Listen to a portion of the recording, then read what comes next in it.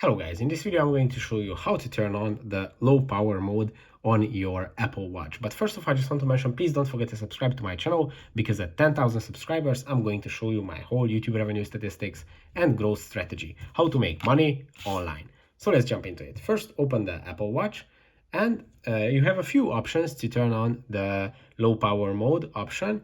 The easiest one is by swiping up on your home screen and tapping on this percentage icon, which is your battery percentage. As you can see, it's 54% right now. For me, 53 actually.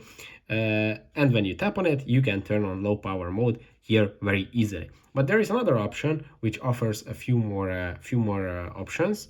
If you go to your settings menu and to the battery option, which is going to be in the settings menu, as you can see here, just tap on battery, and here you can see a few more informations. Here you can see your battery percentage, how it was decreasing and how it was charging. Actually, you can see your battery health, which is should be 100% right now, and you can turn on the low power mode here as well. And when you turn on the low power mode, it is going to ask you these questions. It is going to tell you what options are going to be turned off in this mode, and you can just turn on, and that's pretty much it. That's it for this video. I hope it was helpful for you. Don't forget to subscribe and see you in the next one. Bye bye.